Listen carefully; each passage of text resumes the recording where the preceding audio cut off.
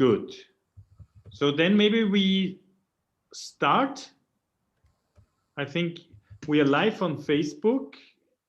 I don't know if everybody is here, but at least quite many of you are already here. So maybe we can start, and I can say hello to our webinar from the Western Sahara Intergroup of the European Parliament.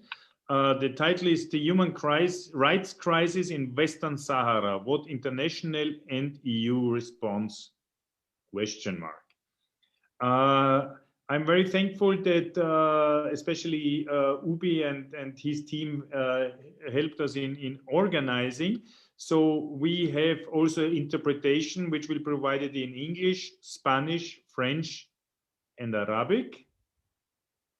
And it works for the participants probably in the Dolmetsch icon in the down bar to be put on. We have a very tense and intensive program, so I will not use too much time for an introductory remark. The Western Sahara Intergroup of the European Parliament is one of the bodies of the European Parliament, which is also looking at several issues on the situation in Western Sahara. And especially as recently the human rights situation even got worse from an even already long, not good situation. It made it quite of current interest that we have this webinar conference today on the human rights crisis in the Western Sahara, and we are happy to have a lot of speakers here. So I'm very happy to welcome all the speakers, members of the European Parliament, other activists and interested people which are here with us. And also I welcome everybody who is watching us on Facebook and getting the information. So we have divided in more or less 6 different topics. The first one will be international humanitarian law in the Western Sahara. Then we will continue on the human rights situation since 13th of November 2020. So this is also the reason why we had to do this webinar, because since November, the situation got extremely much more worse than it was before. Then we speak about the conditions of imprisonment of Sahrawi political detainees, the UN human rights mechanisms and the Western Sahara. And of course, we will end up with a summary on the role of the European Union, and if there is enough time also we can have a debate on this. It is foreseen that we close at 5 o'clock in the afternoon, so we have from 3 to 5, which is 2 intensive hours. Politically, I think the situation is crucial there at the moment.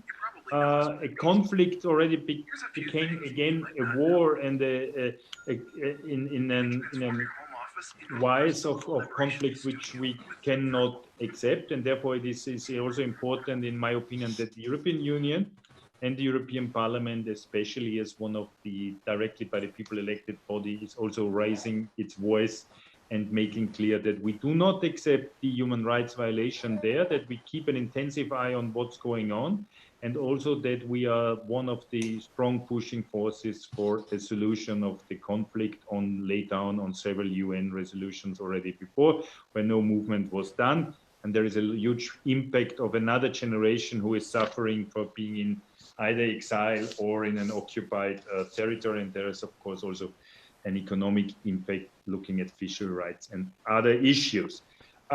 We have a quite honorable and high-ranked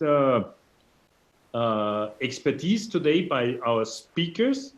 I want to say that Sultana Kaya, the human rights activist, will not live be with us, but we have a broadcasted recorded video message.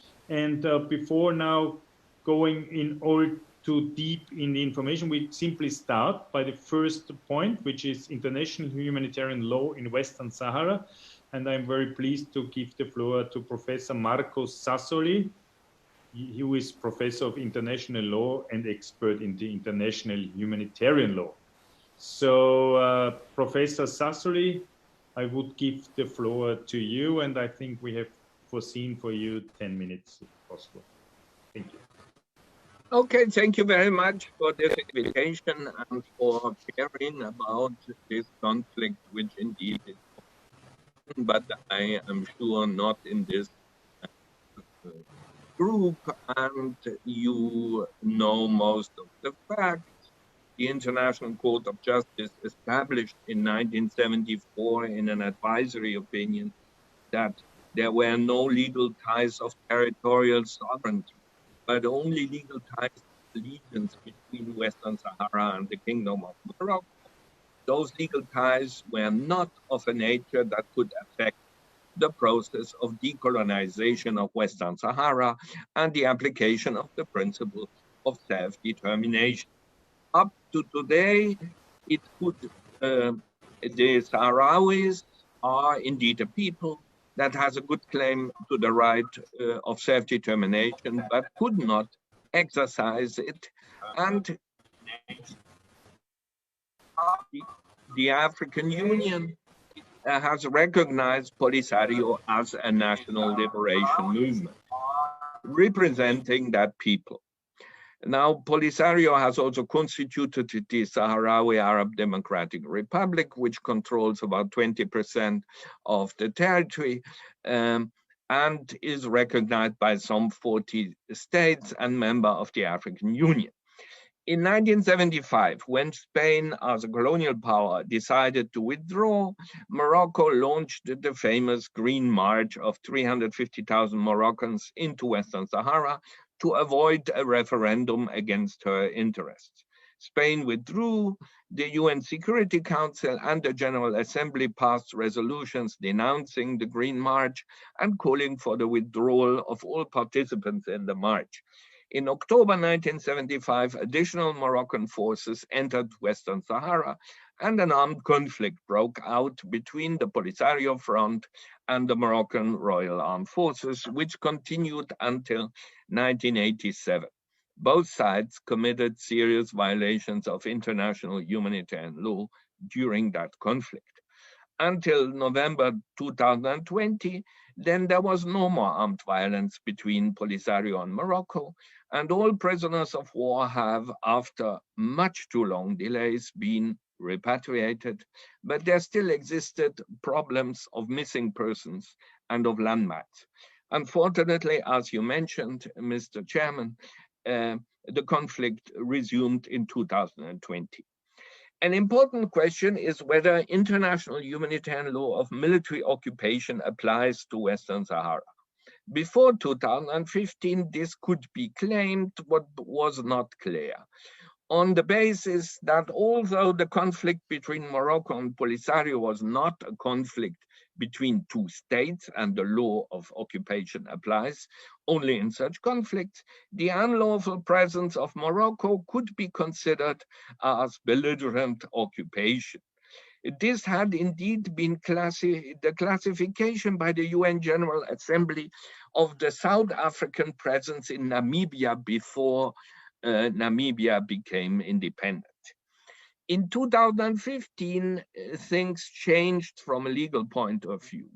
Under Article 1, Paragraph 4 of Protocol Additional 1 to the Geneva Conventions, IHL, International Humanitarian Law of International Armed Conflict, including the law of occupation, applies to a national liberation war in which a people is fighting for its right to self-determination against colonial domination, racist regimes, or alien occupation. And here we would have the consequences of colonial domination and now alien occupation. Morocco is a party to Protocol 1. And Polisario has made in 2015 a declaration under Article 96, Paragraph 3 of Protocol 1 that it undertakes to apply the conventions and Protocol 1 in relation to Morocco. And the depository of Protocol 1, which is Switzerland, has therefore, in my view, rightly so circulated this declaration and considered that those instruments became applicable between Morocco and Polisario. However, Under Article 96, paragraph 3, the national liberation movement must not only exist, but it must be engaged in an armed conflict to make such a declaration. In 2015, when Polisario made its declaration, there had been no more fighting in the region since many years. However, an armed conflict may be replaced by belligerent occupation to make international humanitarian law of international armed conflicts applicable. Apparently, Switzerland considered that such an occupation existed, otherwise it could not have circulated this declaration. And by the way, this is also the opinion, as you know, expressed by the UN Secretary General. Now, under the law of occupation, the presence of Morocco in Western Sahara is not unlawful because the law of occupation deals with occupation. Other branches of international law try to end the occupation. The occupation is simply governed by Geneva Convention number 4 and the 1907 Hague Regulations, and the Sahrawis are protected persons under Geneva Convention 4. This is not very useful for the Sahrawis detained and tried by Morocco because international human rights law, which Morocco admits to be applicable, offers better guarantees. However, under Geneva Convention 4, such Sahrawis may not be detained nor tried in Morocco outside the territory of Western Sahara. Where international humanitarian law adds to human rights law is that Morocco may not transfer parts of its own population into the occupied territory. This is what we call, in the case of the Israeli-Palestinian conflict, the settlements. But in the case of Morocco, no one protests against this settlement policy. Furthermore, Morocco may not introduce its own legislation except for security reasons.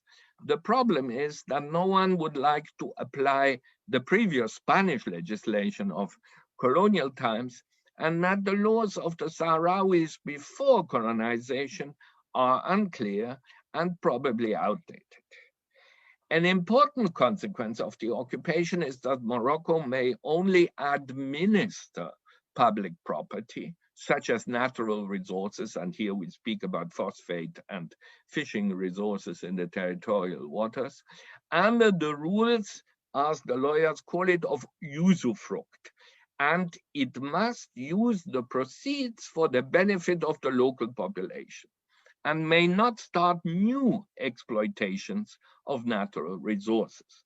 As for the exclusive economic zone beyond the territorial sea, in my view, it cannot be occupied, and therefore Morocco has no right at all to conclude agreements on resources in the exclusive economic zone.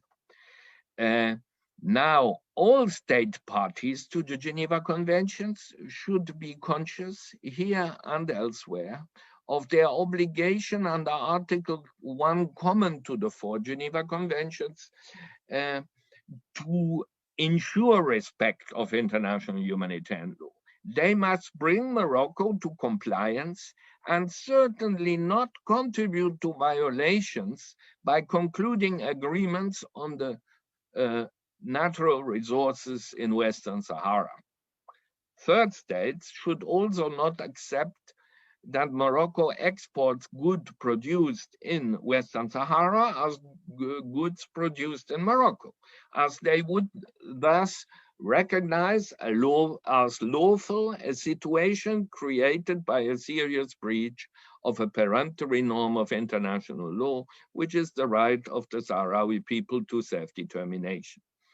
And I would conclude mentioning that the Court of Justice of the European Union, and you certainly know that, has in my view correctly found that agreements between the EU and Morocco do not apply to Western Sahara. The EU, its member states, and in my view all other states, should ensure that this does not remain a theoretical finding, but should act accordingly. This could bring Morocco to let the Sahrawis exercise their right to self-determination, and in the meantime to make this exercise, not to make this exercise of the right to self-determination more difficult, and to guarantee a minimum of humanity in a situation which is by definition inhumane, such as armed conflicts and military occupation. International humanitarian law is never a good solution. It is just a provisional solution until what should be done, which is a peace agreement, can be achieved. Thank you, Mr. Chairman. Thank you, Professor Sassoli, for this precise speech input. And I will go now immediately to the next point, which is the human rights situation in Western Sahara.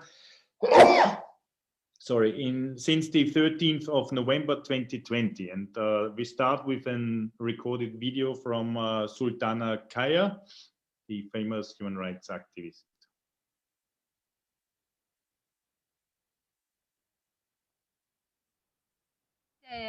مرحبا بكم. أرحب بكم ونوجه شكري لكم للسماح لمداخلتي في الندوة البرلمان الأوروبي.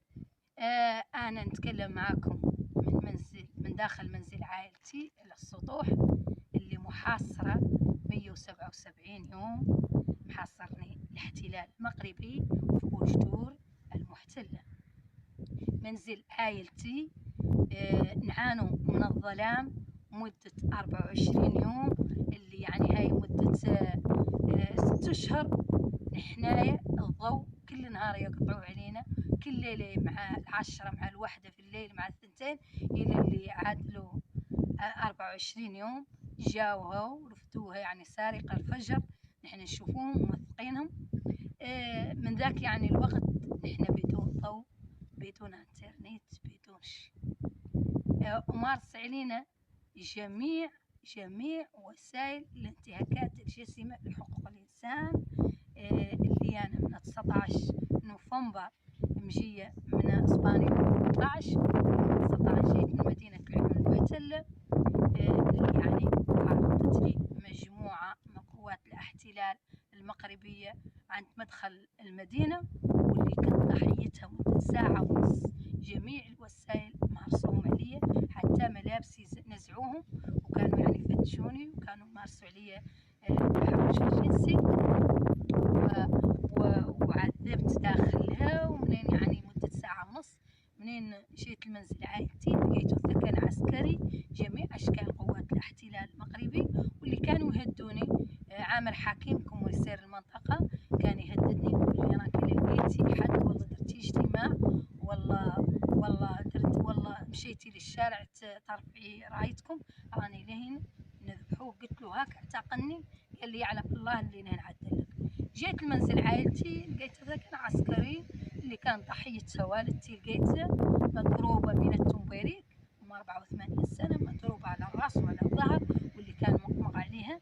يعني عن ما يعني عنا الحقيقة تعرضت نوع من أبشع أنواع التعذيب وأنواع جميع الكلام الحاط بالكرامة. منين جيت قفلوا علينا بجميع الوسائل، بدون طب، بدون علاج. منين عادت 3 سوايع ولا 4 انتقلت للإسبيطار، يعني جابوها منعوا مناتها يمشوا معاها. مشات في لبلاص وحدها، واللي يعني شرط عليها العلم الوطني. كان واقع يعجز اللسان عنه ينقل الصورة، اللي هي كانت أم رقاج ميتة قدامه وهو ما يقدر يمشي معاها. يعني منين جلس السبيطار قالوا له ندفعوك العيون، قالت لهم جيبوا لي مناتي، قالوا له ما يمشوا معاك، قالت لهم نقول انتوني لداري نموت فيها. وكانت بدون علاج. ليلة 20 كان ضحيتها الواعر أختي اللي ضربوا على الراس، واللي يعني أني انزف دماءها. هذا بدون علاج، بدون طب، بدون شيء. يعني هذا الواقع المزري يعيش شعبي من 1975 إلى يومنا هذا. من يوم يعني احتلنا المغرب نحن عشنا واقع مرير، واقع الحقيقة. والعالم ما يقد ولا الأقل يشوف هذا الشعب اللي هو مجرد مشتت في داخل السجون، في الاعتقالات، يعني محكوم عليه بالمؤبد، نشطاء حقوقيين، عدلنا إبادة، جميع وسائل الانتهاكات تعرضنا لها. الحقيقة إني شفت أمي وشفت أختي بدون علاج وشفت راسي سجينة، قفلوا دارنا، يعني مات لنا. نشوف واحد ما هو خويا يدخل لنا شي اللي ناكلوه ونشربوه، واختي بعد ذلك نتحدث لكم عندنا يعجز اللسان عن يوصل الصورة. 12 كان ضحيتها الواعرة اختي، ويوم 1 في شهر 1 كان ضحيتها ولد اختي اللي انقفلت عليه الدفة، عنده 2 دريس، وكان يموت. يعني تعرضنا لك، فات علينا ذي 177 يوم، نحن فات علينا ضرب، فات علينا تعذيب، فات على العائلة ما تخطى علينا يوم ما يقلقوا علينا الريحة من جنين وثق اللي في الصالون تحت، يقلقوها علينا بواش وبوتاتهم وجنودهم وجميع أشكالهم اللي مارسوا علينا. كانت يوم 13 محاولة فقع عيني، اللي هي أنا عيني فقدتها في 2007. يوم 13 كنت نوثق أختي الواعرة، كانت يعني تنضرب طيحوا سنها، كان يعني واقع ما خالق ما هي أنا وهي وجميع المبديات، يعني هما جميع الأزقة يعني عنهم قلقوهم من الشرطة، قلقوهم بزي مدني وبزي عسكري وبجميع تلاوينهم. منين يعني كنت نوثق الواعرة في ذيك الجرائم، نوثق جرائمهم من الدار الفوق. يعني جات حجرة من طرف الكوميسير عامر حكيم عامر اللي دقدق هذا، وكانت يعني ما كانت لي تشي في عيني يقر، يعني أنا جات هون. كان يعني في ذا الواقع نحن بدون طب بدون علاج داخلة إقامة جبرية. اللي نهار الثاني يعني كانوا يتسطوا الصحراويات هم جايات ومرقتلهم يعني بحالة يرثى لها، وكانوا يعذبوا ومارس علي أنا والواعرة الضرب، ورفعونا برجلينا ويدينا ودخلونا منزل عائلتنا بالضرب وبالتعذيب وبالكلام الحاط من الكرامة، ويمارسوا علينا جميع أشكال الانتهاكات الجسيمة اللي كانوا يتحرشوا علينا. تمينا يعني بهذا الواقع، يعني نتحدث معكم بهذا الواقع اللي يعني احنا بدون ضب بدون ما تعرض هذا لا للشيء. في 27 فبراير تعرضنا للضرب، تعرضت لأمي، تمت سرقة موبلاتنا. منين يعني العلم الوطني رفعناها على منزل عائلتنا، وتمينا يعني بجميع الوسائل مارسوهم علينا. في الليل ما يخلونا نرقدوا، ضرب البيبان، يخلونا نجونا نرقدوا ويقيمونا بالضرب على جميع الأشكال.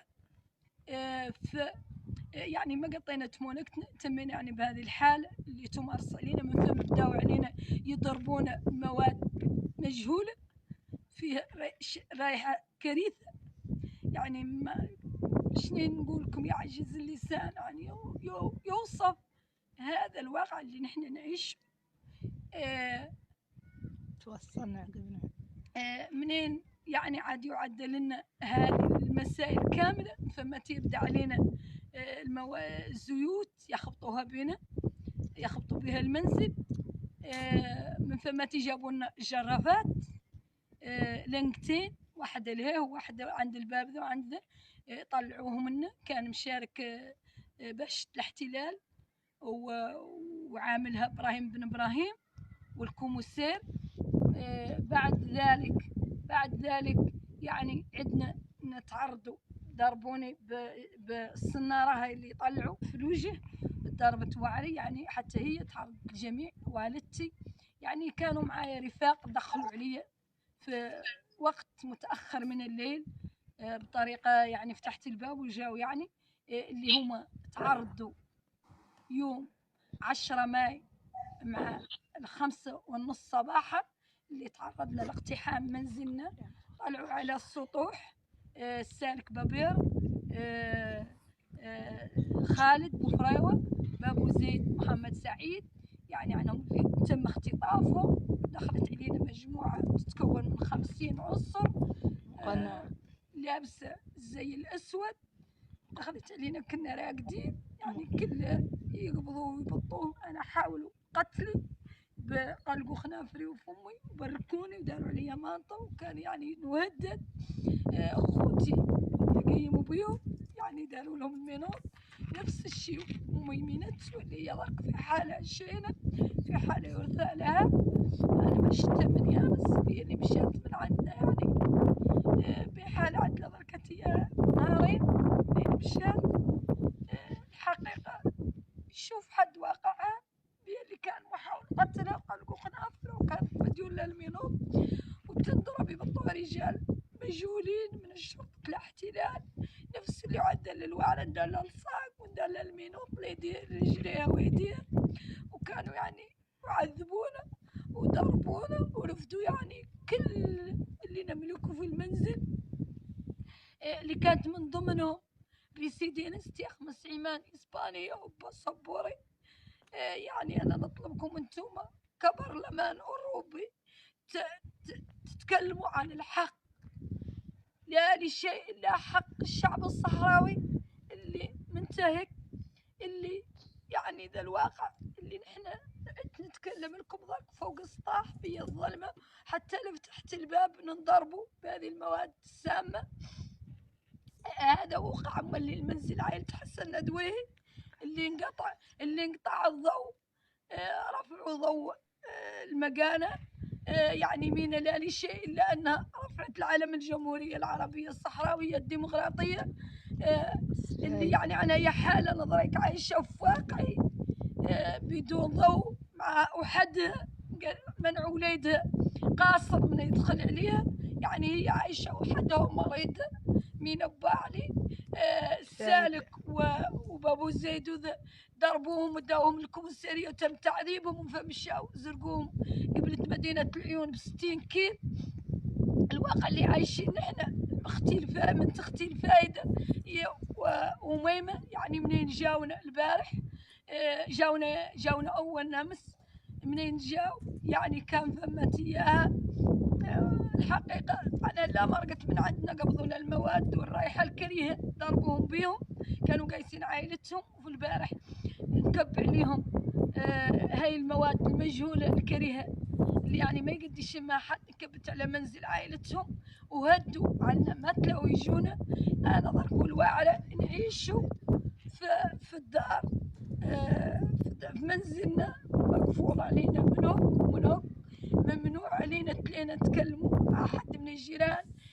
الصالحة جات جايبنا شي ناكلوه يعني نفتشوها عاد نحن براج نحن ننادوا ونطالبوا ونناشدوا جميع أحرار العالم للتدخل. واقع يعني صحتي عيني هاي اللي يعني معدلة عملية في برشلونة خاصني تمندي الكنترول من 6 أشهر ل 6 أشهر أضريك يعني بدون أنا داخل إقامة جبرية والريسيدنسية نطالب بباسبوري بالتدخل من أجل يعني نمرقوا هاي الإقامة الجبرية من أجل علاجنا وصحتنا. ونطالب ونناشدكم ونشد على يديكم التدخل من أجل حماية الشعب الصحراوي اللي هو مشرد واللي هو يعاني واللي هو انتم تديروا اتفاقيات مع الاحتلال المغربي على ظهر الشعب الصحراوي. الشعب الصحراوي لا يتمتع بخيراته ابدا. الشعب الصحراوي هو ما دام الشعب يتمتع بالخيرات انتم تتفقوا مع الاحتلال المغربي البرلمان الاوروبي للاسف اللي هو نحن دايرين فيكم امل كبير ونناشدكم من اجل التدخل من اجل الضغط على دوله الاحتلال المغربي من اجل انقاذ الشعب. وتحيه لكم وكل الوطن والشعب.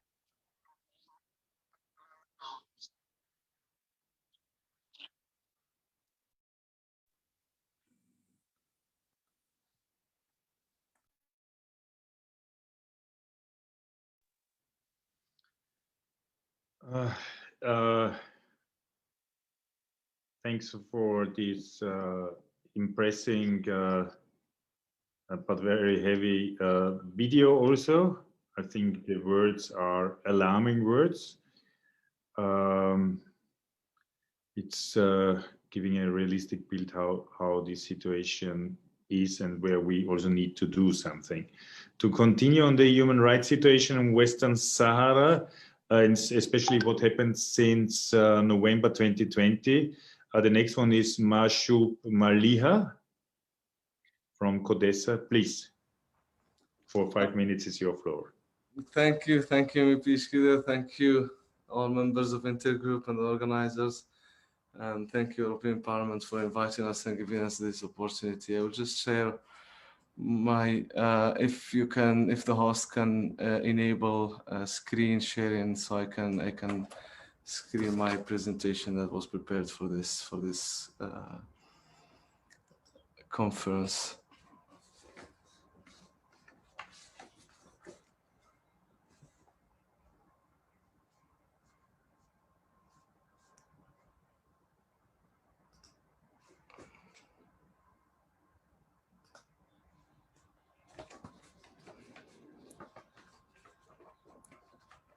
In the meantime, I will give a brief introduction of Kوديسا, the collective of Sahrawi human rights defenders, which is an independent human rights organization who works on monitoring and reporting on human rights situation in the occupied territories of Western Sahara and other Sahrawi cities.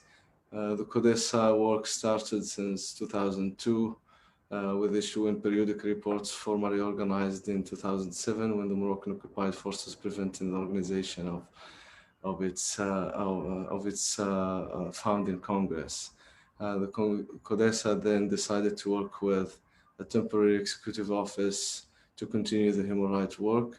13 years later, which is last year, we succeed despite all difficulties to hold our founding Congress, where we have elected a young leadership with female majority.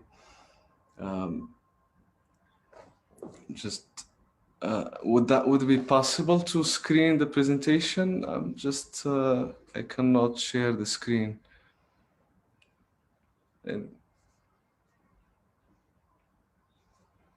No.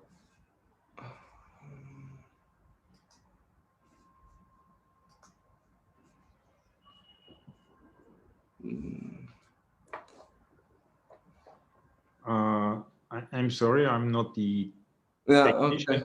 So I don't know if it's possible or not. It's just an option that needs to be enabled. It's disabled now. Okay. I'm trying to fix that. Okay. While Basiri is trying to fix it, maybe you can. Yeah. Okay. So yeah, for us, we consider the Moroccan presence in Western Sahara. We consider the Moroccan presence in Western Sahara as a military occupation that divides the territory of Western Sahara in clear crime against our territorial integrity, that divides our people in a clear crime against our national unity, greedily plunder our natural resources in deprivation of our people and stealing the future of our next generations. An occupation that continuously commits crimes against humanity and against the nature and the environment in our homeland. The Moroccan presence in Western Sahara is a breach and a violation of every single article of the international humanitarian law. When we look at the current status quo in Western Sahara without any kind of international human rights protection, result in systematic crimes against humanity, which makes our people live in fear and terror. The UN mission, MINURSO, was created to organize the promised referendum and to monitor the ceasefire. 30 years later, the referendum remains blocked by Morocco and the ceasefire has been ended by the Moroccan military action on 13 November 2020, which was undertaken to annex additional strategic lands of Western Sahara. The MINURSO as the only mission in the world without a human rights mandate make it a useless mission. The occupied territories of Western Sahara remains inaccessible for international observers, including the EU observers, due to Moroccan-imposed siege, which makes the situation on the ground unknown. On the other hand, as Sahrawis living under military occupation,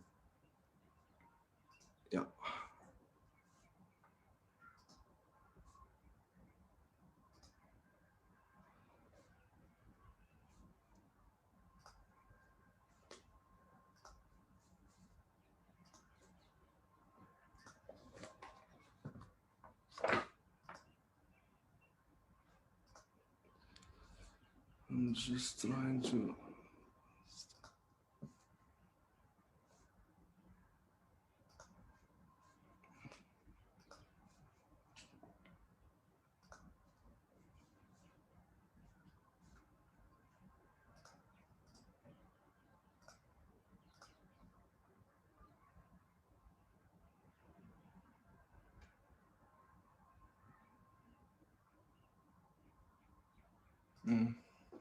Yeah, I cannot share it anyways.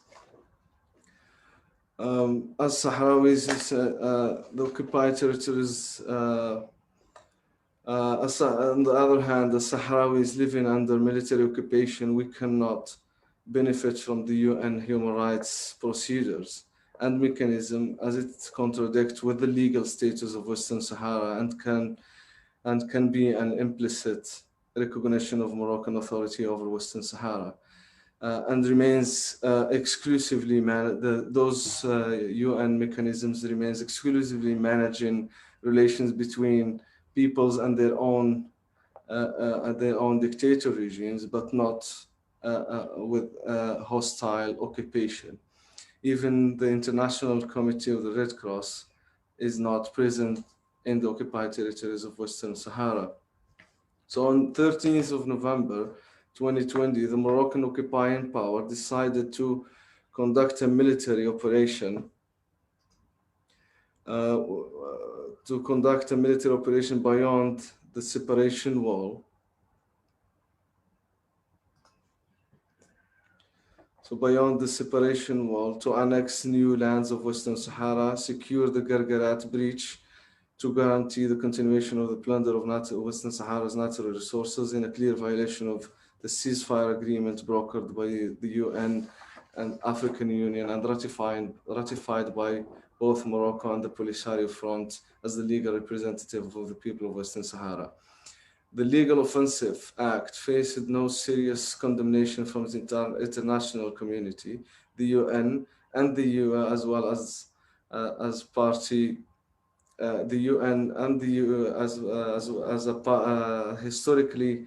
party historically and ethically responsible for the occupation in Western Sahara through its member Spain, who was and remains the administering power of the territory.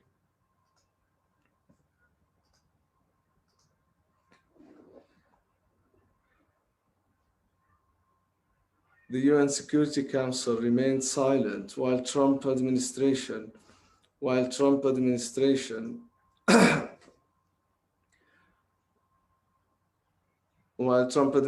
added insult to injury by an illegal void proclamation in favor of Moroccan occupation in Western Sahara. The war resumed between the Moroccan occupying forces and the Sahrawi National Liberation Army as a result of that negligence and silence. Morocco received that silence as an encouragement and as a green light to extend its oppression, repression, and violence against the Sahrawi civilians in the occupied territories. Unfortunately, the world, by saying nothing, did say to Morocco, you can go violent against the Sahrawis. I have some tables, but unfortunately I cannot share the screen, but I will try to tell you the results of those 6-7 months since the 13th November. So in that table, there is a summary of war crimes and crimes against humanity committed by the Moroccan occupying forces since the breach of the ceasefire agreement. These figures remains approximate, but as accurate as possible due to the siege imposed on our members, difficulties we face in collecting data, and the threats victims receive from Moroccan authorities when talking to us. So 2 young Sahrawis were shot to death nearby the separation wall. A case of many animals, mainly camels, which is a major source of income of Sahrawis, were shot by the Moroccan armies. The number of harassment and torture cases dramatically increased after the ceasefire breach, as well as the use of force against peaceful protests. And of course, the military presence in the streets of the cities in Western Sahara multiplied as never before, spreading more fear among the Sahrawi civilians. We have reported 715 incidents since November 13, 2020 up to today. The Sahrawi political prisoners are also victims of the ceasefire breach and the ignorance of the UN and the international community. Almost all of them have lost contact with the outside world and denied access to use the prison's phone. We have reported 25 cases of denial, 24 cases where the Moroccan prisons administration denied medical assistance to prisoners, 35 cases of maltreatment, including punishment in isolation cells, torture, and harassment. We have reported 47 hunger strikes conducted by Sahrawi political prisoners. Only few could get few of their demands realized, and just for a short period before they went back to the inhuman conditions they were in. The total Sahrawi political prisoners is 47, including many human rights defenders, 3 minors below 18 years old, and 1 woman arrested last weekend, still awaiting the trial. In a table I have that I can share afterward this presentation, you can see the unjust sentences they are serving just because we have 8 prisoners sentenced for life, 3 having 30 years and so on, and we have the below 6 years, 15 prisoners.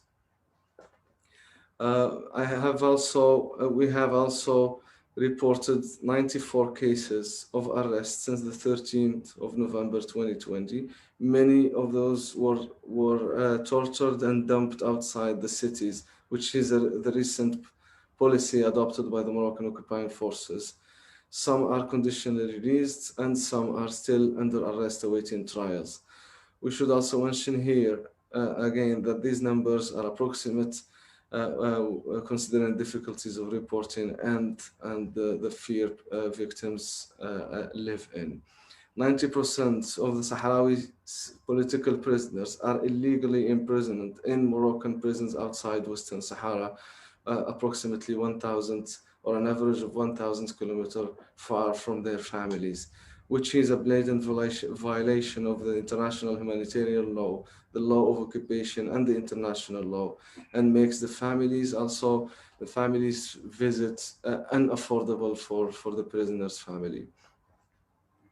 I will skip some videos that I have prepared and photos. So we have a video of the Sultana Khaya struggle, who was on house arrest imposed on the family by the Moroccan occupying forces in the occupied city of Boujdour, 190 kilometers south of Al Ayoun, the capital of Western Sahara. The house arrest that started on 19 November 2020 and still ongoing till today. The whole family is suffering from daily oppression, including kids and women who lives in that house. The Moroccan occupying forces was surrounding the house 24/7, and well, I will try to skip that part if we are running out of time. So on May 10th, 2021, a special unit estimated to be 50 agents, all masked, attacked the house from both the door and the roof, and they entered the house, started beating and insulting everyone, including the old mother of the family. They kidnapped the president of Kوديسا, Abu Zaid Mohammed Said, and his 2 colleagues, Salik Baber, an ex-political prisoner and human rights activist, and Khalid Boufrewa, who is a Sahrawi student. I have some images of the operation after the house. Later that day, the 3 young Sahrawis human rights activists, including the president of Kودésa, were found in the desert in a location called Taruma, located 60 kilometers south of Al Uyun.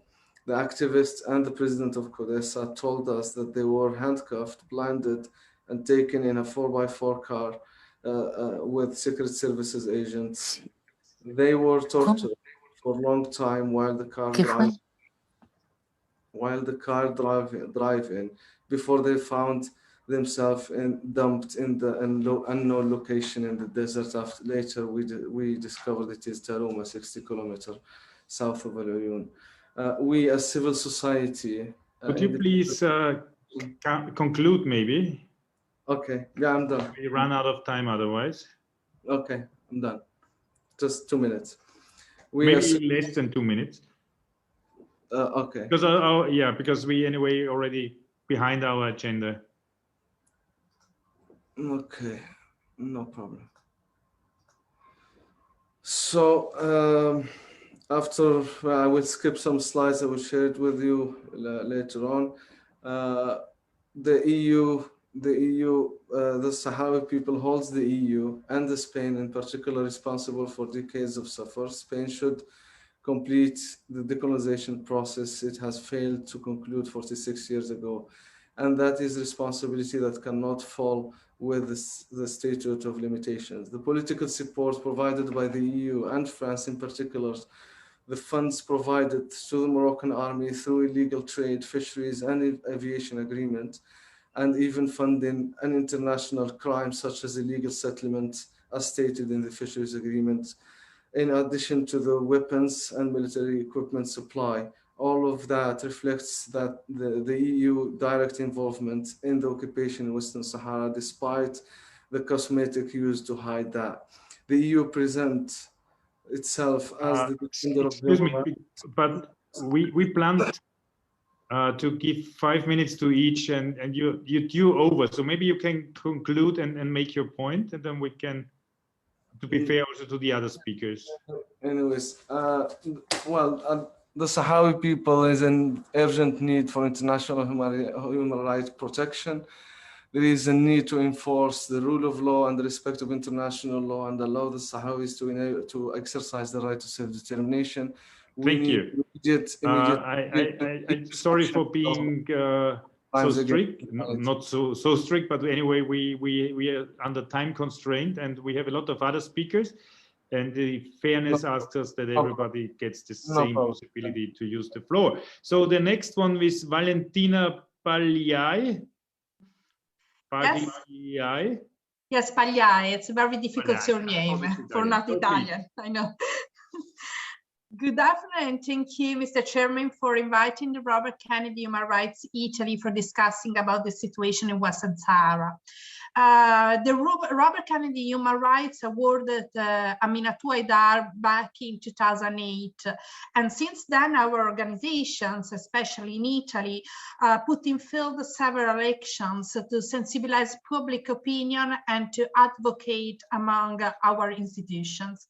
In 2011, we organized in Italy an audition at the Italian Senate after a mission in the occupied territories with the Interparliamentary Group for Western Sahara, which in Italy is really big. Italy is very sensitive to the topic, and we had a very good response from our politicians, although the numerous disturbance actions by some members of the Moroccan community. Unfortunately, after 10 years, the situation hasn't recovered yet. I have to underline that last September 2020, Aminatou Haidar left Kودیسا and she founded an organization, Instanza Sahrawi contra l'Occupation Marocchi, ISACOM. I gathered some information from Aminatou Haidar about what the members of ISACOM are suffering. Basically, are the same that were already mentioned by the speaker that talked before me. From its inception, the Moroccan press and the Moroccan political parties began media campaign of hatred and defamation against members, and in particular against Aminatou Haidar. On September 29, 2020, the Moroccan prosecutor in occupied Laayoune ordered to open investigations into the Constitutional Congress of ISACOM on the founders, and he pointed that he was going to arrest and judge them. But thanks to the interventions of several international human rights organizations, that order was stopped for the time being. Since then, the Moroccan police have surrounded Aminata Ouaidar's house as president of ISACOM and the houses of the executive of ISACOM. No one could come near them, and they could not receive visitors, and they are under the control of our movements. The police spent the night in front of the houses, and the cars chase them when they leave the house. Last November 18, Aminata Ouaidar tried to travel to Spain with her son, but the Moroccan police have not let them leave. Thanks to the noise made by the Right Livelihood Foundation and the international press, she was finally able to leave on December 2nd, 2020. Other members of ISACOM remain under control, especially the activists El Ghalia Jimmy, Fatma Ayak, Barkali Bali, and Mina Bali. Mrs. Mina Bali has been isolated from the outside world since May 9, 2021. As you can understand, the international organization play a key role on the Western Sahara situation, especially in protecting and on advocating for this situation. ISACOM members are tortured and locked in their homes, surrounded by the Moroccan police.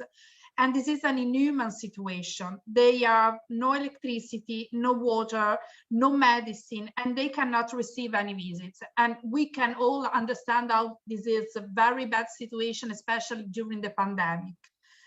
Mrs. Mina Bali, who is a member of the executive of ISACOM, is in this situation since May 8. On May 9, more than 50 members stormed the houses, breaking the door of the house and the garage, and others have entered through the roof of the house. They tortured Mina, her sister, and a friend of hers who is a journalist. They destroyed the furniture, stole all the electronic material, the money, and even all the food that they have in the kitchen.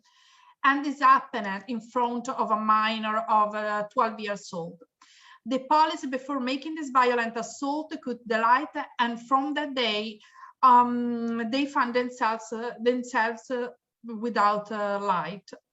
The same night, they made another violent assault to remove the human rights defender Len Dalil, who is a member of ISACOM executive, and Mr. Dalil came to see his friend and partner after his assault.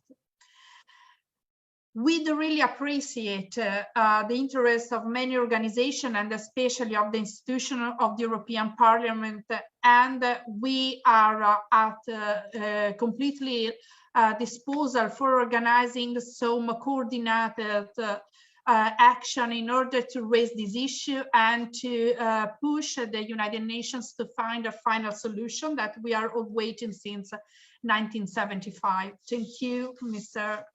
Chairman, and thank you to the audience. Thank you, Valentina Pagliai from Robert Kennedy Foundation. And now we can go to our next topic, which is the conditions of imprisonment of Sahrawi political detainees. And we have two points here foreseen. The first one is Olfa Ulet, which is a lawyer of the Kdaim Itzik group. Please, the floor is yours for 10 minutes. Merci, Monsieur le député Schieder. Merci pour votre invitation. Merci aussi à l'ensemble des députés de l'intergroupe pour le Sahara occidental. Les témoignages que nous avons eus jusqu'à présent sont particulièrement poignants, et je tiens aussi à remercier toutes les personnes qui nous écoutent et qui sont là aussi aujourd'hui pour témoigner. Alors c'est vrai que votre conférence, elle arrive à un moment très important puisqu'on a l'impression que finalement, depuis la rupture du cessez-le-feu, rien ne se passe au Sahara occidental, alors que comme on vient de l'entendre, les violations des droits humains sont particulièrement graves, de plus en plus graves, puisque, comme vous le savez, le Royaume du Maroc ne cesse de violer les droits de l'homme au Sahara occidental et ça ne s'arrête pas, bien au contraire, c'est en train de s'empirer. Alors, le sujet, c'est les conditions un petit peu de détention des prisonniers. Alors moi, j'ai parlé du groupe de Gdamizig puisque ce sont les prisonniers que je défends aujourd'hui. Donc, pour moi, les prisonniers de Gdamizig, c'est vraiment une image de ce qui se passe finalement pour tous les prisonniers politiques qui se trouvent incarcérés aujourd'hui en raison de leur lutte, notamment pour l'autodétermination du peuple sahraoui. Alors, ce qu'il faut savoir, puisqu'on a entendu des témoignages donc via notamment le Codésa qui a fait un travail remarquable pour justement documenter ces cas de violation, et par Sultana, c'est qu'effectivement, vous avez des traitements inhumains et dégradants, et c'est notamment des traitements inhumains et dégradants qui sont en tout cas systématiquement utilisés lors d'arrestation des militants sahraouis. Donc, parmi les méthodes de torture qu'on peut citer, parce que je trouve que c'est toujours très parlant de se référer plutôt à des choses plutôt effectivement qu'à des grands discours, vous avez quand même des prisonniers qui, lors de leur arrestation, donc ont fait l'objet de pratiques de torture particulièrement brutales. Hein. Vous avez la falaka, c'est le fait de prendre un bâton et de taper sur la plante des pieds. Vous avez eu des viols, hein, vous avez eu des viols avec des bouteilles en verre et des objets tranchants tels que des lampes. Vous avez eu le retrait d'ongles, ça aussi c'était extrêmement grave et tous les détenus de Gdamizig ont été quasiment soumis à ces tortures que je viens de citer.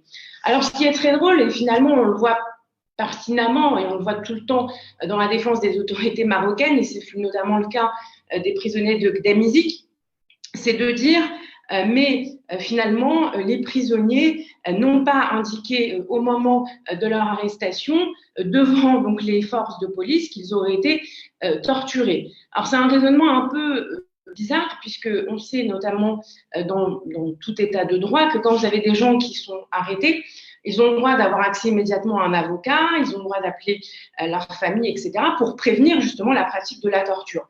Sauf que dans le cas des prisonniers sahraouis, ils ont été totalement interdits de pouvoir donc justement passer des coups de fil, appeler leur avocat, etc., donc dénoncer des tortures dès leur arrestation. Et donc, effectivement, ce n'est que quelques temps après leur arrestation qu'ils ont pu dénoncer ces tortures. Et c'est ce qui a été, c'est ce qui est le cas en tout cas pour les prisonniers de Gdamizig, puisqu'ils ont tous dénoncé devant le juge d'instruction le fait qu'ils avaient été donc torturés et aucune enquête n'a été ouverte.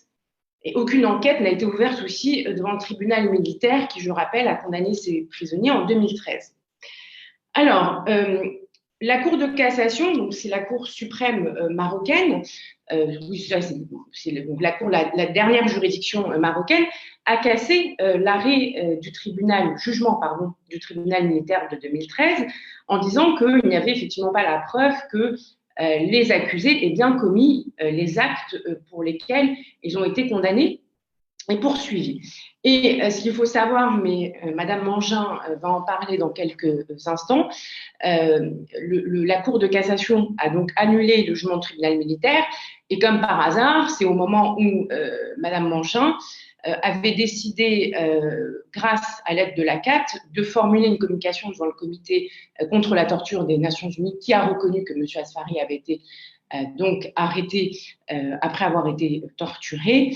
Et donc, si vous voulez, ce timing a sans doute fait effectivement que le Maroc a décidé, via la Cour suprême, de casser le jugement du tribunal militaire. C'est dire effectivement l'indépendance et l'impartialité de la Cour suprême marocaine. Donc moi, je suis arrivée un peu dans ce contexte où effectivement, donc la reprise du procès donc auprès de la Cour d'appel de Rabat, puisque la Cour suprême a renvoyé à la Cour d'appel de Rabat en 2016, fin 2016, début 2017, je suis arrivée dans ce contexte avec l'aide donc d'associations et d'autres avocats pour soutenir la défense des prisonniers. Et l'idée, si vous voulez, c'était donc de demander l'application de la 4e convention de Genève. Donc, il y a eu effectivement une présentation sur ce point, je ne vais pas y revenir, elle était parfaitement complète. Mais nous, qu'est-ce qu'on a demandé? On s'est fondé sur la 4e convention de Genève en disant, d'une part, les prisonniers ne peuvent pas être jugés par l'administration occupante, puisqu'il y a des garanties d'impartialité qui font effectivement totalement défaut. Et d'autre part, nous avons sollicité le transfert immédiat des prisonniers. Donc, pour ceux qui étaient là, parce que je pense qu'il y en a certains dans le public aujourd'hui qui étaient présents, donc je vous rappelle la réaction très virulente, non seulement du procureur de la République, mais aussi du président de la Cour d'appel de Rabat, qui a dit, derrière moi, c'est le drapeau du Maroc et pas le drapeau de l'ONU. Donc, on ne s'est pas fait de grandes illusions, mais quand même, quand on a demandé à minima, parce que c'était aussi notre rôle en tant qu'avocat, à ce que, enfin, une enquête sur les tortures subies qui soit ouverte, puisque, comme vous le savez, le royaume du Maroc ne cesse de dire qu'il respecte les conventions internationales et que tout va bien, donc pourquoi ne pas enquêter dans ce cas-là sur les faits de torture? Nous avons été expulsés avec Maître Metton en mai 2017 du tribunal, et depuis, nous ne pouvons plus voir les prisonniers de Gdemzik. Alors, je vais aller vite parce qu'effectivement, 10 minutes, ça passe rapidement, mais ce que je voulais aussi vous donner des nouvelles des prisonniers, parce que pour moi, la situation, elle est déjà particulièrement grave, mais elle s'est empirée, à mon sens, ces dernières années, et encore plus depuis la fin de novembre 2020. Mais je crois que Claude, tu reviendras effectivement aussi sur la privation des contacts dont tu fais l'objet, parce que les contacts maintenant avec les prisonniers sont particulièrement réduits. Ce que je voulais juste vous dire, c'est que les prisonniers, ils font l'objet de représailles. Donc, ce qui se passe, à mon sens, sur la scène politique internationale a une répercussion directe sur les prisonniers. Vous avez des prisonniers qui sont quand même à l'isolement depuis 4 ans. Donc, ça veut dire que depuis 4 ans, ils ne peuvent voir personne 23 heures sur 24. Sachant que l'heure restante, une ONG qui me demandait mais qu'est-ce qu'ils font de l'heure restante? Ils prennent leur douche, les rares fois ils peuvent appeler, ils vont appeler, mais voilà, ils n'ont aucun contact. Vous avez Monsieur Hadi, dont peut-être certains en ont entendu parler, qui lui est à la prison de Tiflet 2, parce que là, avec Meloud et Tiflet 2, la situation est catastrophique. À mon sens, non pas qu'elle soit particulièrement reluisante dans les autres prisons, mais quand même, on a vraiment avec Meloud et à Tiflet un problème particulier pour les prisonniers. Donc, M. Hadi a fait une grève de la faim de plus de 69 jours.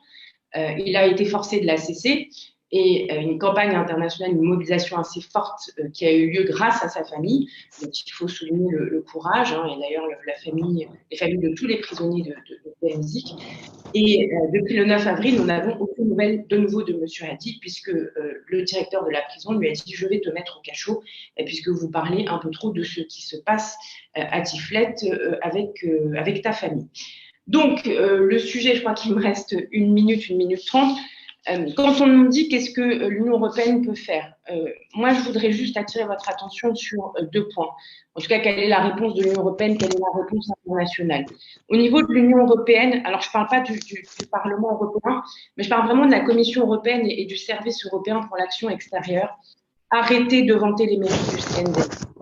Le CNDH, je vous rappelle, c'est quand même 27 membres qui sont nommés par le roi du Maroc, donc l'impartialité est quid. Je rappelle qu'ils ne peuvent pas aller en prison sans le contrôle du ministère. Donc, effectivement, moi, ce que je demande peut-être aujourd'hui, c'est qu'on puisse aller visiter les prisonniers, qu'il y ait une demande officielle qui soit faite. Vous aurez sans doute une réponse négative, c'est pas le sujet, mais au moins, je pense que ça peut être un signal fort. Et ensuite, je voudrais rappeler, parce que le Parlement européen a toujours de quand même suivre particulièrement la question des droits de l'homme, et là, ce n'est pas toujours en tout cas le cas au niveau de la Commission européenne. Vous aviez fait une résolution en 2011. Je voudrais citer cette résolution, c'est une résolution du Parlement, ça fait longtemps, mais qui disait que l'Union européenne fermait trop souvent les yeux sur les violations des droits de l'homme commises par certains gouvernements se contentant de maintenir le cours normal des affaires. Donc, depuis, la Commission européenne, elle n'a toujours pas adopté de politique cohérente tendant à décourager les droits de l'homme, bien au contraire.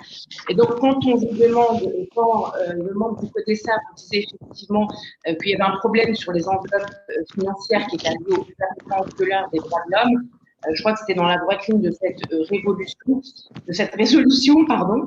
Et donc, certes, la Commission européenne a là le monopole législatif, j'en suis tout à fait consciente, mais peut-être qu'il serait temps que l'Union se serve enfin de mécanismes de sanctions, tant la situation est grave, et notamment au Sahara occidental. Je vous remercie beaucoup de votre attention.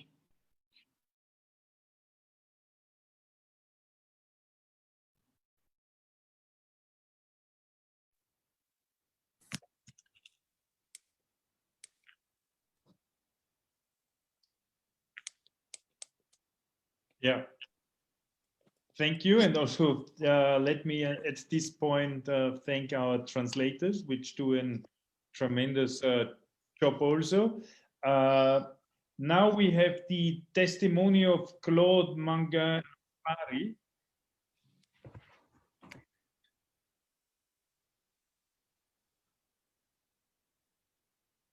Yes, and please speak a little bit slower to make it possible for the translators to translate. Please. Bonjour, bonjour à tous. J'ai fourni mon texte au traducteur en avance, mais vu qu'il dure plus longtemps que 10 minutes, peut-être que je sauterai quelques paragraphes, donc il faut que les traducteurs regardent de près. Je commencerai à mon deuxième paragraphe.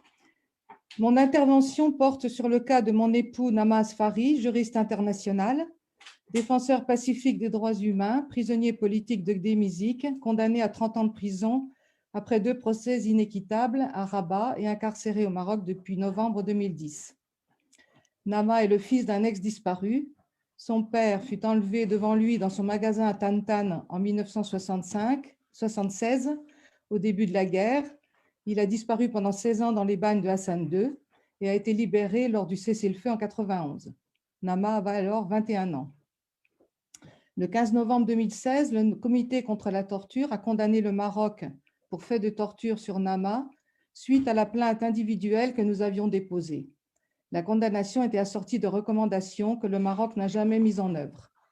Je vais témoigner ici de cet acharnement contre Nama et aussi contre moi en tant que défenseur des droits humains. Enfin, je terminerai en vous demandant votre soutien et votre aide, à vous, nos députés élus par des citoyens des peuples des 26 pays européens, devant ce qui est la non-applicabilité d'une décision obligatoire d'un organe onusien, le Comité contre la torture. En octobre 2010, le peuple sahraoui des territoires occupés lançait son grand mouvement de résistance pacifique au Sahara occidental. 20 000 hommes, femmes, enfants, vieillards créaient le campement de la dignité et de la liberté en installant à Gdémizik, à 10 km d'El Ayoun, la capitale du Sahara occidental, plus de 8 tentes traditionnelles sahraouis, en prélude, comme l'a dit Noam Chomsky, de ce qui va être nommé les printemps arabes. Les autorités marocaines, après avoir pourtant négocié et trouvé un accord le 6 novembre 2010 pour répondre aux revendications socio-économiques des résistants, ordonnent aux forces de sécurité qui, depuis un mois, assiégeaient le campement, son démantèlement dans la violence le 8 novembre 2010 à 5 heures du matin. Le roi, qui croyait avoir prouvé à la face du monde que les Sahraouis étaient marocains, après 35 ans d'occupation, n'a pas supporté cet ultime acte de résistance pacifique. Entre le 7 novembre et le 25 décembre 2010, ce sont 24 militants des droits de l'homme qui sont arrêtés, qu'ils aient été présents ou non dans le campement, accusés d'avoir tué 11 agents des forces marocaines. Nama, lui, avait déjà été arrêté la veille du démantèlement, le 7 novembre, dans la ville d'El Ayoun, où il était venu accueillir le député communiste français Jean-Paul Lecoq, venu apporter sa solidarité à ce mouvement de résistance. Député qui restera bloqué à Casablanca et expulsé vers la France.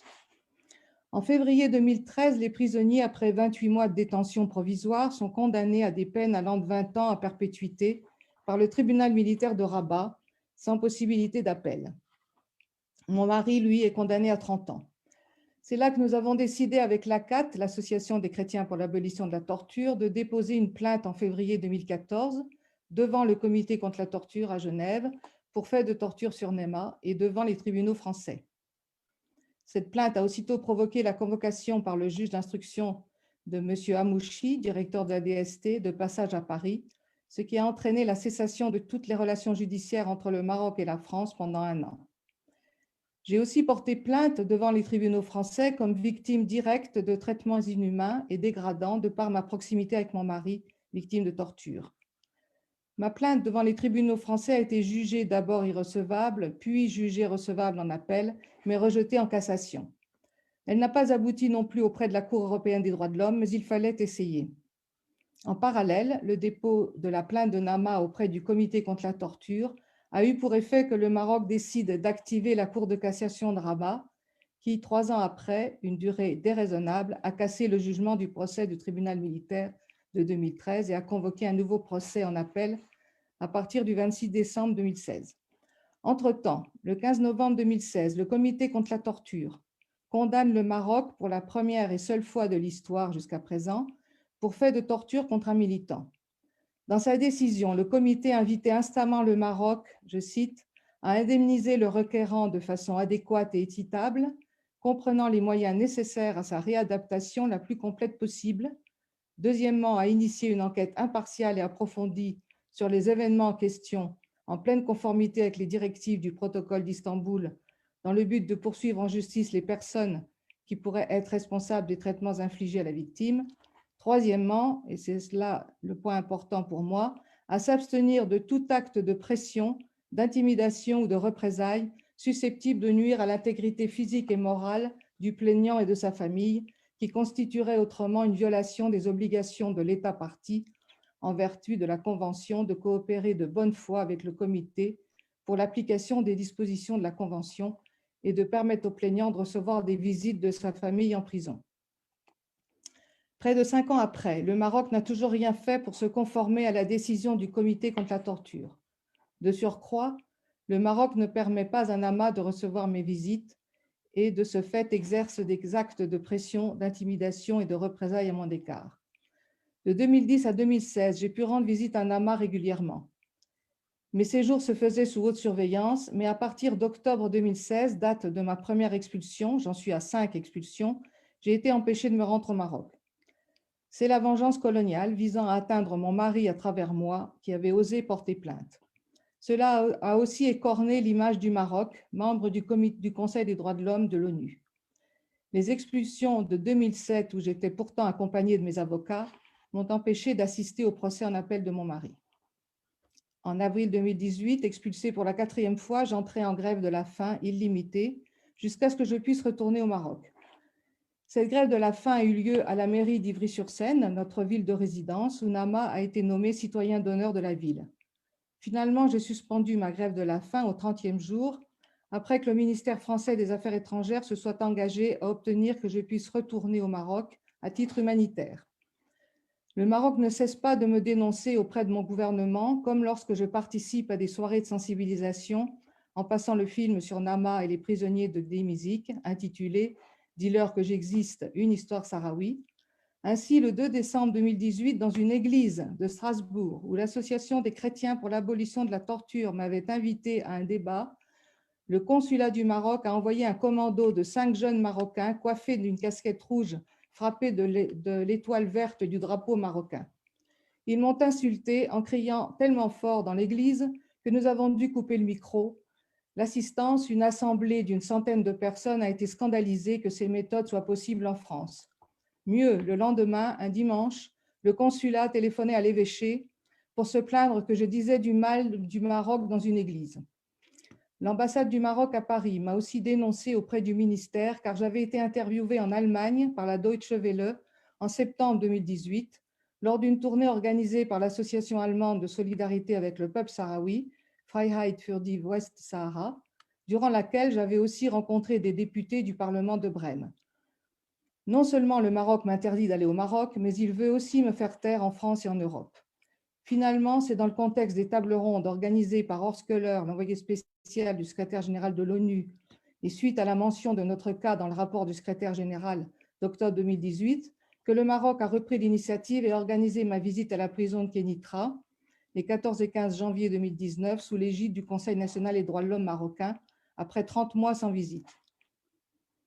Durant cette visite, j'ai été suivie et harcelée en permanence par une dizaine de personnes en civil. J'ai été dénoncée auprès de mon gouvernement car j'étais allée voir Mansour El-Majdoufi, chargé du suivi des prisonniers de Gdémizik et de leurs familles à Rabat, et à l'AMDH, Association marocaine des droits de l'homme, association constamment ciblée, elle aussi. J'ai été diffamée dans plusieurs articles de presse des services marocains. J'ai alors compris que ma situation était loin d'être normalisée. Et en effet, j'ai été expulsée pour la 5e fois lors de ma visite suivante, le 8 juillet 2019, sans que mon gouvernement ni le CNDH n'aient rien pu faire, alors que je les avais sollicités en amont.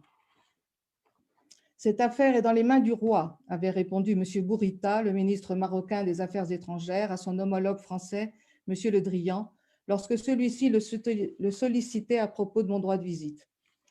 Suite à cette expulsion, Mme Racu, la rapporteure sur le suivi des représailles au comité contre la torture, a rencontré le 6 août 2019 la mission permanente du Maroc à Genève.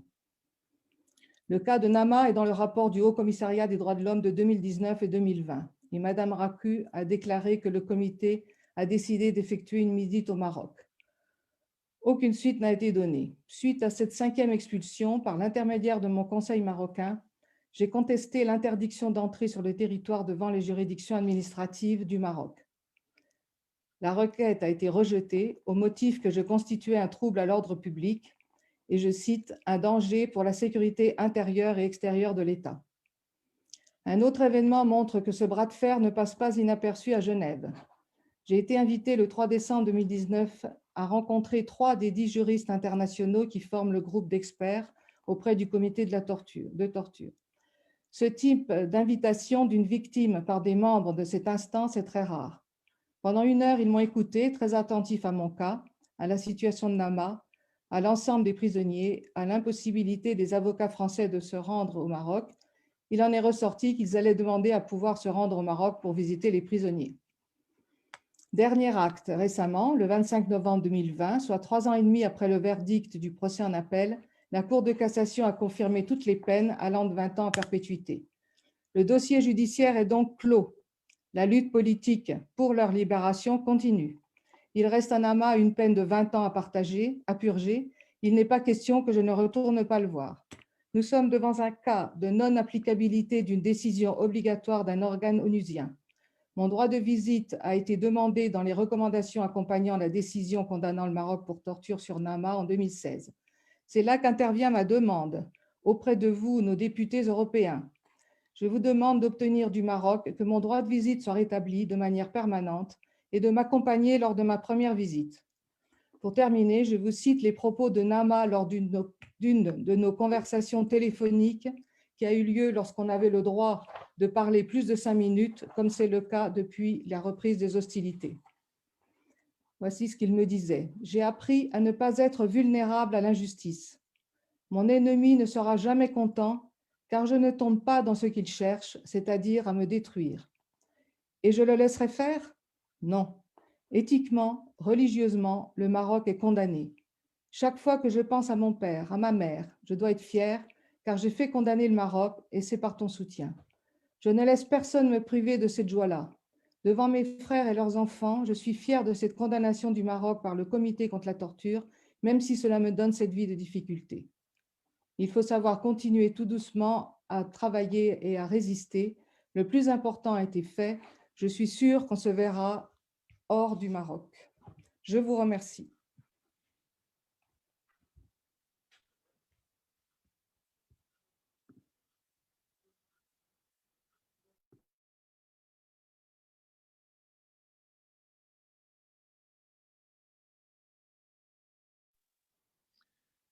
Thank you. So after these conditions of imprisonment of Sahrawi political detainees, we now go to the issue UN human rights mechanism and Western Sahara. And therefore, I'm happy that with the coordinator for the Geneva group, Franco Fattorini, please take the floor. The next 10 minutes are yours. Hi, thank you, Mr. President. I should clarify that in Geneva there are 2 groups. One is composed by 13 states, and the other one is the NGO group. And indeed, with a handful group of colleagues, we set up the Geneva Support Group for the Protection and Promotion of Human Rights in Western Sahara in September 2017, at the request of the Sahrawi human rights defenders who were present at the 37th session of the Human Rights Council in Geneva. Today, the group counts with 267 members organizations from around the world. The two main objectives of the group are to strengthen the advocacy before the UN for the protection and promotion of all Sahrawis' human rights, including the right to self-determination, which is the guarantee for the enjoyment of all human rights. And second, to sensitize states and the UN system as a whole on their responsibilities towards the only non-self-governing territory that has not an internationally recognized administering power. This conference is an ideal place where to raise some important issue, and I will try to suggest you some ideas for action, having in mind that the right of human rights is not a branch of positive law, which means that there are no sanctions or punishments decided by any UN body against any state. Even if a serious violation of human rights has been proved, the human rights mechanism can only urge, recommend, invite states or other UN bodies to adopt different measures in order to respect the human rights of an individual or of a group of persons. That's why advocacy is so important in the field of human rights. First and foremost, one should always have in mind that since 1963, the UN General Assembly considers Western Sahara as a non-self-governing territory, pending decolonization, to which the Declaration on Granting Independence to Colonial Countries and Peoples applies. This is the cornerstone for the implementation of all human rights in Western Sahara. Like at the EU, in the UN, there are two kinds of bodies: a political one, the Human Rights Council, and an administrative one, the Office of the High Commissioner for Human Rights. Both of them play a very important role. The administrative body, the Office of the High Commissioner for Human Rights, which ensure the secretarial work for all UN human rights mechanisms, is financed partly 25 to 30% by the UN regular budget and predominantly by states' contributions that can be linked to specific programs or unmarked. For instance, the European Union, inter alia, finances the activities of 3 special procedures of the UN, of the Human Rights Council: the Special Rapporteur on Freedom of Opinion and Expression, the Special Rapporteur on Freedom of Peaceful Assembly and Association, and the Special Rapporteur on Human Rights Defenders. It is at the 1993 World Conference in Vienna on Human Rights that the international community decided to create the Office of the High Commissioner for Human Rights. Before, there was just a Secretariat for Human Rights. In adopting Resolution 48/141, the UN General Assembly defined the mandate of the High Commissioner for Human Rights, which includes, of course, to promote and protect the effective enjoyment by all of all rights and to coordinate the human rights promotion and protection activities throughout the UN system. Now here I have to stress a major issue. Even if the High Commissioner for Human Rights is nominated by the UN Secretary General, none of the previous High Commissioner has succeeded in aligning 2 successive terms of office. Fragile funding of the office's budget weakens the position of the person holding this position and undermines his or her independence. Here, I would like to invite your intergroup to approach the High Commissioner for Human Rights and to request her to dispatch without delay an observation mission to the occupied Western Sahara. I also would like to encourage you to open the discussion within your national political groups in order to engage the respective governments to improve drastically the funding of the Office of the High Commissioner's regular budget at the UN General Assembly, in order to ensure the office independence. Turning to the political body, the Human Rights Council is composed by 47 states, with a geographical distribution of the seats proportional to the world population. There are 13 seats for Africa, 13 for Asia, 8 for Latin America, 7 for Western Group, and 6 for Eastern Group. This year, 9 out of the 47 members of the Council are European Union members, namely Austria, Bulgaria, Czech Republic, Denmark, France, Germany, Italy, Netherlands, and Poland. And there is also United Kingdom, but there is not anymore member of the European Union. The Human Rights Council was created by the UN General Assembly in 2006 in replacement of the UN Commission on Human Rights that was also created by the UN General Assembly in 1946. Throughout the decades, the ancient commission has set up the architecture of the actual structure of the human rights instruments, starting with the Universal Declaration on Human Rights. Since its creation in 2006, we cannot say that the new council has brought any new elements to the fundamental structure. Among the human rights mechanisms we use to differentiate the special procedures of the Human Rights Council and the treaty bodies.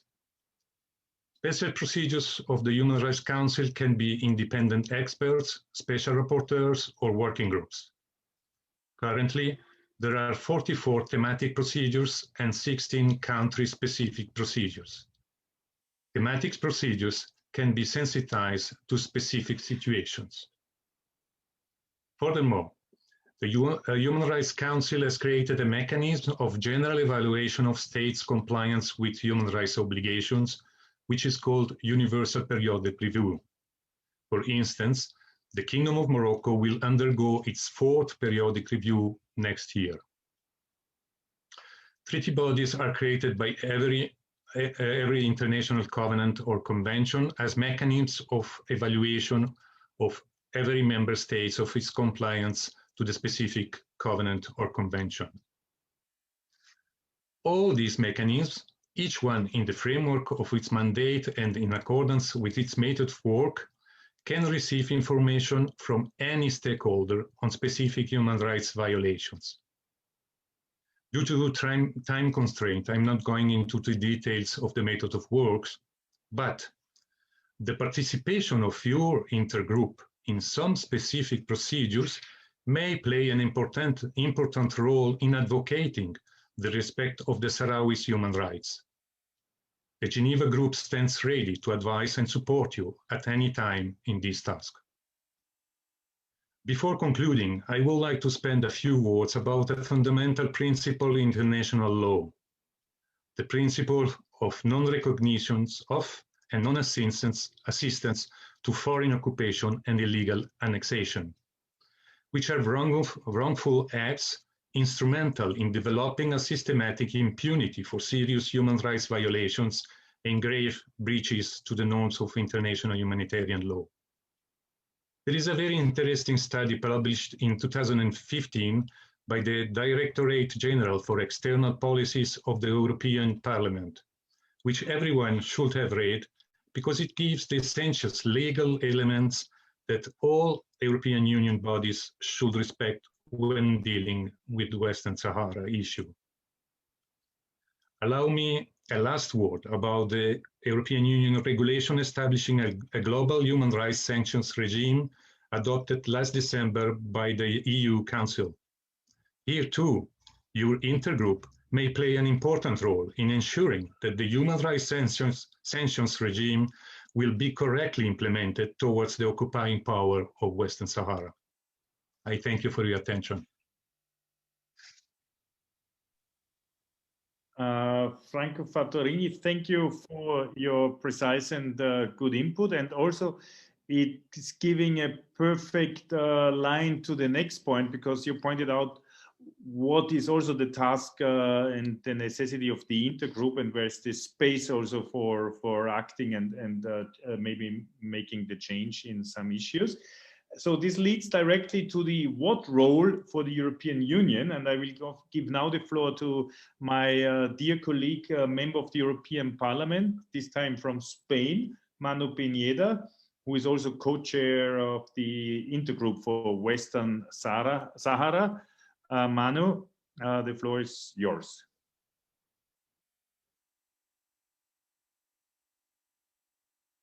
A ver, ¿ahora? Ah, perfecto. Hola, Manu. Muchas gracias, presidente. Muchas gracias por esta iniciativa y muchas gracias a todos los asistentes por este muy interesante evento.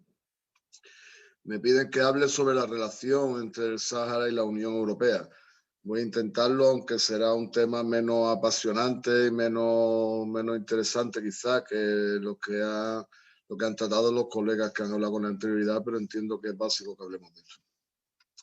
El preámbulo del Tratado de la Unión Europea declara que la UE se inspira en la herencia cultural, religiosa y humanista de Europa, a partir de la cual se han desarrollado los valores universales de los derechos inviolables e inalienables de la persona, así como la libertad, la democracia, la igualdad y el Estado de Derecho. Concretamente, el artículo 2, el Tratado de la Unión Europea establece que la Unión se fundamenta en los valores de respeto de la dignidad humana, libertad, democracia, igualdad, Estado de Derecho y el respeto de los derechos humanos. Estos fundamentos no solo rigen para la política dentro de la propia Unión Europea, sino que el tratado prescribe que estos principios deben regir también la política exterior de la propia Unión, junto con el derecho internacional.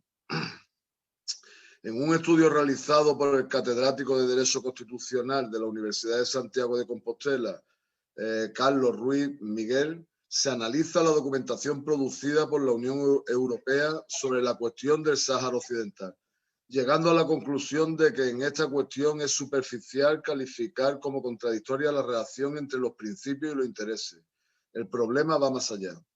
Desde la adhesión de España a la Comunidad Europea el 1 de enero del 86, se produce la presencia en el Parlamento Europeo de diputados españoles que entonces manifestaban gran compromiso con la causa saharaui. Son precisamente los eurodiputados españoles los que promovieron la creación del intergrupo Paz para el Pueblo Saharaui. Es probablemente debido a ello que el Parlamento Europeo es el primer órgano internacional que denunció las violaciones de los derechos humanos en el territorio del Sáhara Occidental ocupado por Marruecos, incluso antes de que se aprobara el plan de arreglo. Sin embargo, la defensa de los derechos humanos, civiles y políticos durante mucho tiempo no ha sido acompañada de la defensa de los derechos humanos socioeconómicos, que también resultan sistemáticamente violados en el Sáhara Occidental. A partir de este inicio prometedor y de vanguardia, los observadores constatan una evolución en las resoluciones emitidas por el Parlamento Europeo, señalando 3 periodos claros en cuanto a sus contenidos. Un primer periodo de más compromiso con los derechos humanos entre 1987 y 1995, año en que se firma el acuerdo de asociación con Marruecos. Entre el 87 y el 91, el Parlamento emite al menos 5 resoluciones. Ya en el 91, año en el que se aprueba el plan de arreglo, se dictan 2 resoluciones más, en referencia al plan de arreglo, en este caso no relacionadas directamente con los derechos humanos, y 5 resoluciones más entre el 92 y el 95, denunciando graves violaciones de derechos humanos por parte de Marruecos. Pero en este periodo el Parlamento Europeo prestó poca atención a los derechos socioeconómicos del pueblo saharaui. Por ejemplo, no se cuestionan los acuerdos de pesca que implican a las aguas del Sáhara Occidental. Hay un segundo periodo de acercamiento a Marruecos y que dura hasta que estalla la intifada saharaui en 2005. Ahora, en las resoluciones se deja a un lado los derechos humanos de los saharauis y no se menciona el reconocimiento a su derecho a la independencia, ni se califica a Marruecos como ocupante del territorio. Hay un evidente acercamiento o complicidad de la Unión Europea con Marruecos. Se suaviza el lenguaje y se habla casi exclusivamente del proceso de solución del conflicto. Este periodo coincide con la firma del acuerdo de asociación con Marruecos. Así, en 1996 se aprueban dos resoluciones. Una primera que da una opinión favorable al acuerdo de asociación en el que se conceden importantes ventajas comerciales a Marruecos, y una segunda donde sí se habla sobre los derechos humanos, pero en este caso se pide a Marruecos simplemente diálogo. Un tercer periodo, a partir del 2005, en el que el Parlamento Europeo no puede ignorar los graves acontecimientos que se desarrollan en el Sáhara Occidental. La intifada saharaui de mayo del 2005 y la fuerte represión desatada por Marruecos. Muertes, torturas, detenciones arbitrarias y procesos injustos ante los ojos de todos. La deportación en 2009 de Aminatu Haidar o el violento desmantelamiento de Agdein Isik en 2010. Ya en 2004 se había bloqueado la celebración del referéndum de autodeterminación y dimitió James Becker, enviado especial del secretario general de la ONU. Por presiones de Marruecos y su aliado, no se emite ninguna nueva resolución entre 2005 y 2009. Pero ese año se redacta un proyecto de resolución de fuerte condena a Marruecos por la ilegal deportación del Sáhara Occidental a España de la activista saharaui Aminatu Haidar, con la connivencia del gobierno español de entonces. Las fuertes presiones de la sociedad civil y organismos de derechos humanos consiguen detener la deportación y la resolución no llega a votarse. Este es parte del panorama histórico de las relaciones con el Sáhara Occidental. Vemos un panorama que denota una clara preponderancia por salvaguardar los intereses de Marruecos. Quería hablar ahora de los acuerdos de pesca y del acuerdo de asociación. Los acuerdos de pesca son cruciales puesto que Marruecos siempre ha pretendido legitimar por medio de estos acuerdos la ocupación de las aguas del Sáhara Occidental. Entre 1988 y 2005 se firman 4 acuerdos de pesca entre la Unión Europea y Marruecos. El objeto de estos acuerdos son los caladeros más ricos en pesca que se encuentran en las aguas territoriales del Sáhara Occidental ocupado, pero en su resolución se cuida la mención explícita de esos caladeros. El Parlamento Europeo añade una cláusula democrática de respeto a los derechos humanos en estos acuerdos. Sin embargo, si se mira con detenimiento cuál es el sistema previsto para la resolución de las disputas en el caso de que no se respete esta cláusula, encontramos este enredo. El acuerdo establece que el Consejo de Asociación mediará entre estas disputas y redactará sus decisiones y recomendaciones mediante acuerdo entre las partes, o lo que es lo mismo, por unanimidad entre las dos partes. En el caso de que no haya unanimidad, se nombraría un tercer árbitro y este árbitro es designado nuevamente por el Consejo de Asociación, que como sabemos solo puede resolver por unanimidad de las dos partes. Es decir, si el Reino de Marruecos viola los derechos humanos, basta con que una minoría de bloqueo en el Consejo se oponga a la denuncia para que el Reino alawita pueda seguir disfrutando de los beneficios económicos del acuerdo euro-mediterráneo sin que ello tenga que cumplir sus compromisos políticos.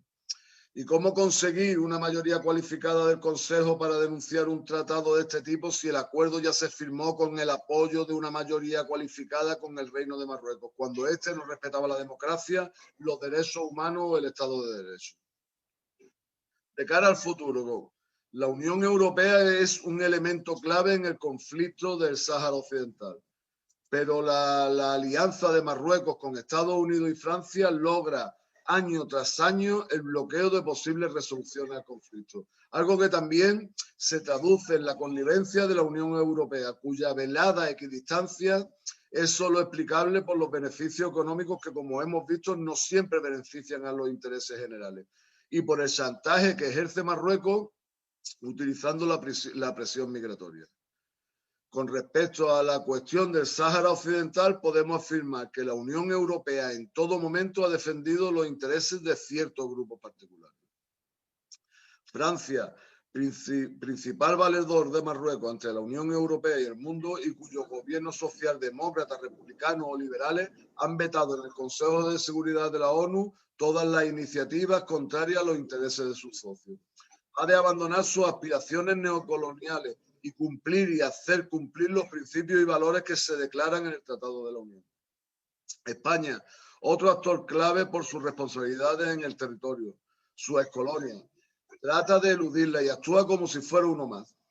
Sin embargo, España ha desbancado a Francia como principal socio comercial de Marruecos desde 2012, alcanzando los 15.000 millones de euros en 2019.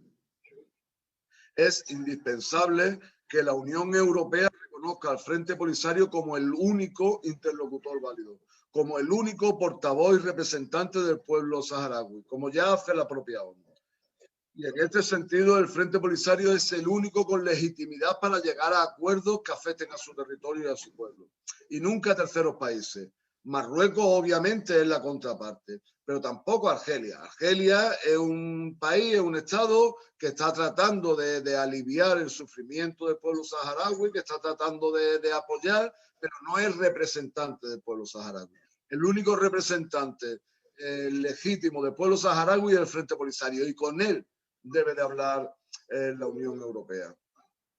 Muchos aspectos quedan sin abordar con profundidad, pero en conclusión, la Unión Europea debe ser más proactiva y encontrar la fórmula que permita al pueblo saharaui ejercer su derecho a la autodeterminación, a pesar de los constantes bloqueos por parte de Marruecos, y contribuir al establecimiento de la paz y estabilidad. De lo contrario, la inestabilidad acabará propagándose a toda la región del Magreb, al Mediterráneo y a la propia Unión Europea, con los problemas que acarrea de migración, narcotráfico y la propagación del terrorismo islamista. Muchas gracias.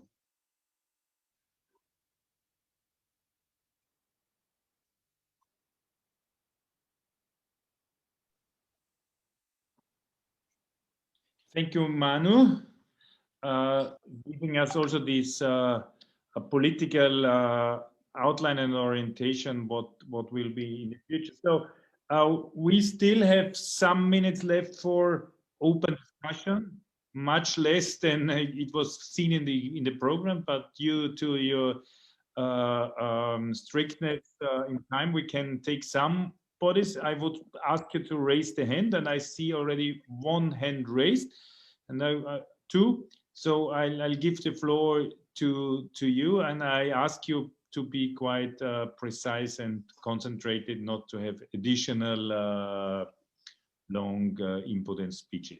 So the first one I saw is Fernando Pareña. Please. Sí, gracias. Muchas gracias, presidente. Gracias, Andreas. Gracias, Mariela, por organizar este evento. Voy a ser muy breve. Quiero decir que he pasado la mayor parte de la conferencia en shock tras la intervención de Sultana Haya por su duro testimonio de acoso, que, como nos ha relatado, ha llegado incluso a su violación junto a su hermana. Me parece algo terrible. Ya es terrible oírlo. Bueno, me parece durísimo. Creo que es importante que este intergrupo se dirija al alto representante de la Unión denunciando esta situación y exigiendo el fin de la violación de derechos humanos en el Sáhara Occidental. Y además creo que debiéramos ir pensando en una misión oficial de este intergrupo tan pronto las condiciones sanitarias lo permitan. Muchas gracias a todos. Thank you. And then I see a hand raised with Nicole. Oui, bonjour. Merci pour avoir organisé cette conférence.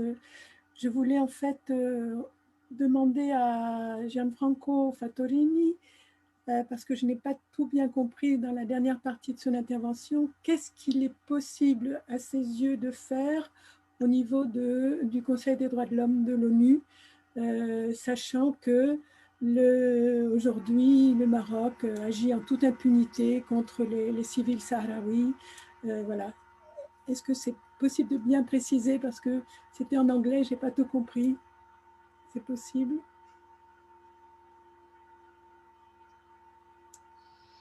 Oui, bien sûr. Bonjour, Nicole. Bonjour. Ceci dit, il y a l'interprétation dans les langues français, espagnol.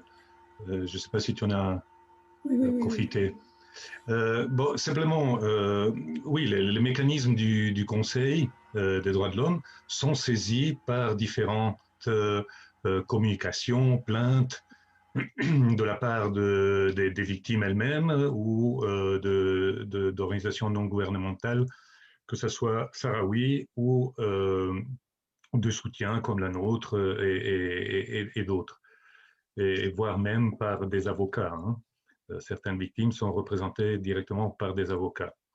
Non, ce que je soulevais dans l'intervention, c'était une proposition d'action pour l'intergroupe du Sahara occidental au Parlement européen, dans la mesure où, effectivement, bon, on sait, il y a des constats qui sont faits.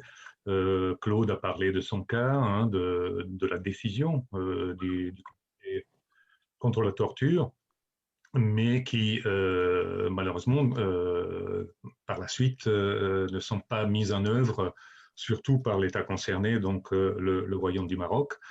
Donc, il s'agit toujours d'un rapport de force, hein, que ce soit au sein du Conseil, mais au sein du Haut-Commissariat lui-même, que ce soit directement avec la Haut-Commissaire, mais aussi des hauts fonctionnaires du bureau du Haut-Commissaire, qui sont plus ou moins ouverts et proactifs dans la question du Sahara occidental. Donc l'idée que je suggérais à l'intergroupe, c'était à son tour de prendre contact avec la haut-commissaire pour la sensibiliser sur la question. Et dans le contexte actuel du conflit qui a repris et de la répression des forces de sécurité marocaines sur les défenseurs des droits de l'homme sahraouis, d'envoyer donc une mission d'observation urgente.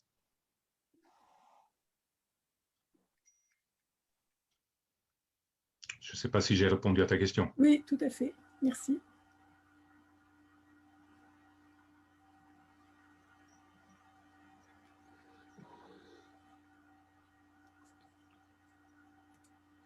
So thank you also for answering. I'm just checking if I see any other hands. I think I do not.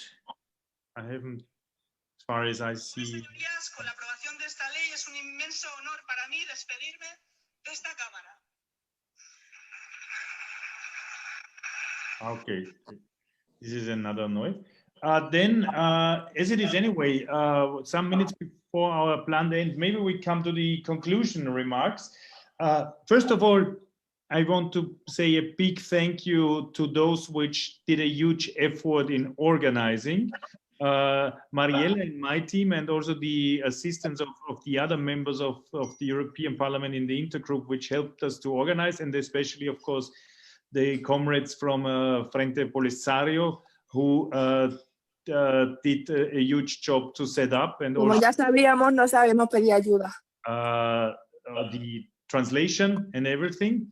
Secondly, of course, a big thank you to all the speakers today. I think it was a very enriching input and discussion for these last 2 hours, which helped us to draw our focus on this terrible human rights situation which is happening in one of the post-colonial situation where Europe and the European Union has an impact or has a responsibility also. And the task of the intergroup of the European Parliament is also to make clear that the European responsibility is there in order to solve the conflict, and secondly also to prevent what we declared as the human rights also must, of course, be applicable for the Western Sahara people, the Sahrawi people.